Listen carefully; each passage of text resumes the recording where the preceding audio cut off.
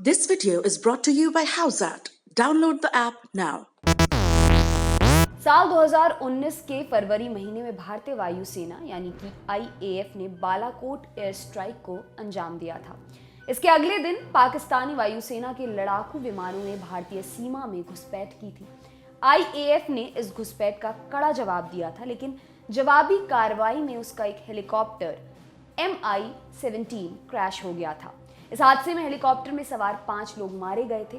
शुरुआत में इसे दुर्घटना बताया गया था, लेकिन बाद में जांच के दौरान पता चला कि असल में भारतीय वायुसेना ने गलती से अपने हेलीकॉप्टर को मार गिराया था। जानकार बताते हैं कि इसके पीछे की वजह सेना के अंगों के बीच तालमेल की कमी थी। इस हादसे ने एक पुरानी बहस को छेड़ दिया था।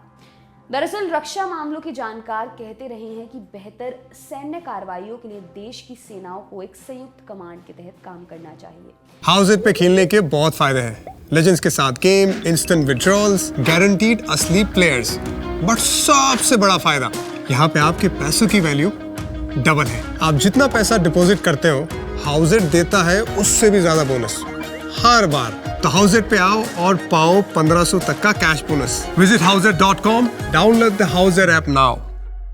सेना के हवाई ऑपरेशन में थल सेना का आर्मी, एयर डिफेंस और एयर फोर्स दोनों ही शामिल होते हैं। ऐसे में अगर एक कमांड हो जहां से हर तरह के हवाई ऑपरेशन कोऑर्डिनेट और कमांड किया जाए, तो न सिर्फ परिणाम सटीक होंगे बल्कि ऐसी गलतियों या चूकों को रोकने में भी मदद मिलेगी, जैसी MI-17 के मामले में देखने को मिली थी। इसे ध्यान में रखते हुए अब सेना में थिएटर कमांड बनाने की तैयारी शुरू हुई है।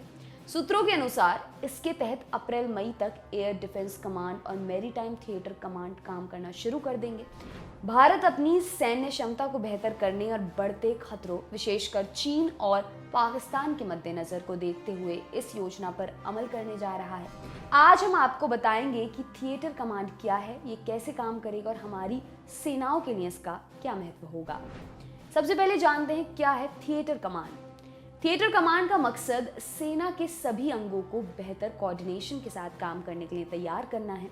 जब से आर्मी में 3 सेना अध्यक्षों के अलावा चीफ ऑफ स्टाफ का पद बना है, तब से ये कवायद जारी है। किसी ऑपरेशन के दौरान सेना के सभी अंग एक दूसरे से लगातार संपर्क में रहते हुए एक दूसरे की गतिविधि से वाकिफ रहे। इसके लिए थिएटर कमांड की शुरुआत की जा रही है। फिलहाल सेना के तीनों अंग अपने अपने हिसाब से तैयारियां करते हैं और जरूरत पड़ने पर ही कोऑर्डिनेट करते हैं। ऐसा हो सकता है कि एक अंग के पास ऐसी तकनीक हो जो दूसरे के काम आ सके, लेकिन ऐसा सिस्टम नहीं है कि उस तकनीक को आपस में शेयर किया जा सके। ऐसे में थिएटर कमांड का सिस्टम काम आता है। खबर के मुताबिक भारत अलग अलग इलाके और ज़रूरत के हिसाब से थिएटर कमांड बनाएगा और उन्हें वायुसेना, थल सेना और नौसेना तीनों में तालमेल रखा जाएगा। अब जानते हैं कि ट्राई सर्विस थिएटर कमांड क्या है। आर्मी, नेवी और एयरफोर्स की अपनी अपनी कमांड्स हैं। मिसाल के लिए उधमपुर स्थित सेना की उत्तरी कमांड या नई दिल्ली स्थित वायुसेना की पश्चिमी एयर कमांड या कोच्चि स्थित नौसेना की दक्षिणी कमांड।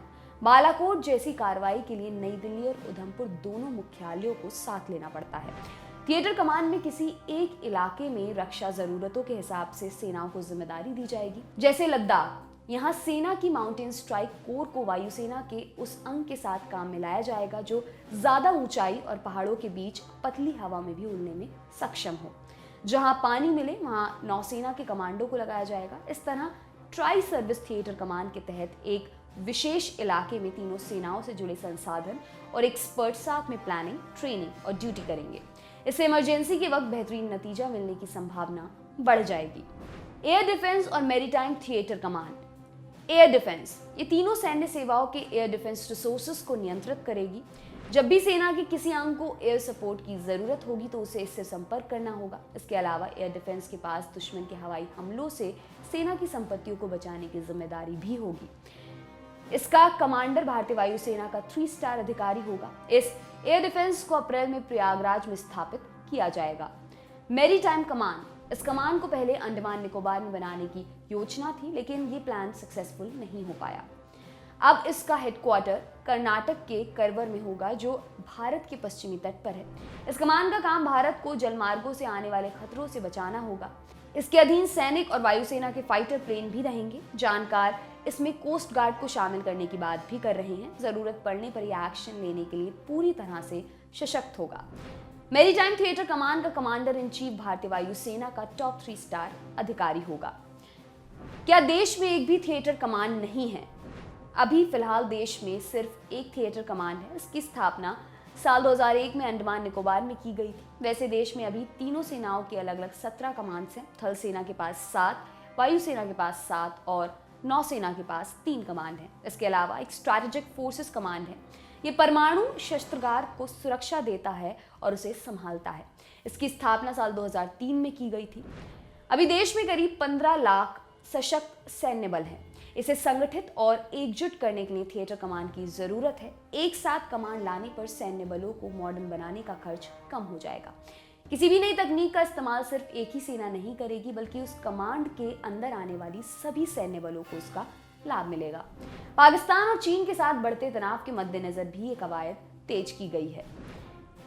जानते हैं कितने थिएटर कमांड होंगे? देश में अभी 17 सिंगल कमांड्स हैं जो अपने हिसाब से काम करते हैं। रक्षा सूत्रों के मुताबिक इन सिंगल कमांड्स को मिलाकर कम से कम 6 थिएटर कमांड्स बनाए जा सकते हैं। पश्चिमी थिएटर कमांड, इसके तहत पाकिस्तान की सीमा से सटे पंजाब, राजस्थान और गुजरात के कच्छ तक का इलाका आएगा। अभी इस क्षेत्र की रखवाली पश्चिमी, दक्षिण पश्चिमी और दक्षिणी कमांड कर रही है। उत्तरी थिएटर कमांड यानी जम्मू कश्मीर और लद्दाख का पहाड़ी इलाका, इस कमांड से पाकिस्तान और चीन पर नजर रखी जाएगी। अभी ये उत्तरी कमांड के तहत आता है। पूर्वी थिएटर कमांड देश के उत्तर पूर्व से सटे चीन, बांग्लादेश और म्यांमार की सीमाओं की निगरानी करेगा। अभी इन इलाकों को सेना और वायुसेना की पूर्वी कमांड देख रही है। दक्षिणी थिएटर कमांड देश के तीनों तटों की सुरक्षा के लिए बनाया जाने वाला एकीकृत कमांड यानी पश्चिमी, पूर्वी और दक्षिणी तटों की रक्षा करने वाला कमांड। अब ये नौसेना और वायुसेना के कमांड में आता है। अंडमान का थिएटर कमांड भी इसी के तहत आएगा। एरोस्पेस थिएटर कमांड, ये थिएटर कमांड देश के आसमान की रक्षा करेगा, यानी यहीं से मिसाइल डिफेंस जैसे काम होंगे। साथ ही अंतरिक्ष में होने वाले हमलों को भी रोका जाएगा। लॉजिस्टिक्स थिएटर कमांड, ये कमांड देश के सभी थिएटर कमांड्स के बीच साजो सामान पहुंचाने का काम करेगा। इसके अलावा विदेशों के थिएटर कमांड्स के साथ तालमेल बिठाने का भी काम करेगा। इस कवायद के पीछे ऐसा सिस्टम बनाने की मंशा है कि दाएं हाथ को पता रहे कि बायां हाथ क्या कर रहा है, कोई भी एक्टिविटी अंधेरे में ना हो। अब तक क्यों नहीं बन पाए? क्योंकि इसे लेकर तीनों सेनाओं के प्रमुखों में मतभेद रहा। थल सेना का मानना था कि सशस्त्र बलों को संयुक्त दृष्टिकोण से काम करना चाहिए ताकि उपलब्ध संसाधनों का सही उपयोग हो सके, लेकिन वायुसेना कहती थी कि उसके पास पर्याप्त संसाधन नहीं है। उसका ये भी कहना रहा है कि भारत भौगोलिक दृष्टि से इतना बड़ा नहीं है कि यहाँ थिएटर कमांड्स की जरूरत पड़े। वहीं नौसेना भी वर्तमान मॉडल को उपयुक्त मानती है। इसके अलावा इस प्रकार की कमांड के गठन से सेना के अलग अलग अंगों को अपनी स्वायत्तता और महत्व कम होने की आशंका है। उन्हें लगता है कि यदि अभी चल रहे सिस्टम की जगह थिएटर कमांड लागू होगा तो उनकी रैंक और ताकत में कमी आएगी। दुनिया में कहाँ कितने थिएटर कमांड्स हैं? बाकी दुनिया की बात करें तो 2 बड़ी सैन्य ताकतों के पास पहले ही थिएटर कमांड है। हम अमेरिका और चीन की बात कर रहे हैं। अमेरिका के पास 11 और चीन के पास 5 थिएटर कमांड्स हैं। अमेरिका की कुल थिएटर कमांड्स में से 6 पूरी दुनिया को कवर करते हैं। वहीं 5 थिएटर कमांड्स वाला चीन अपने पश्चिमी थिएटर कमांड के जरिए भारत को हैंडल करता है। इसी कमांड से वो भारत चीन सीमा पर निगरानी रखता है। आपके लिए ये खबर लिखी हमारे साथी अमित ने। मेरा नाम है दिव्यांशी। देखते रहिए दी लल्लन टॉप। शुक्रिया।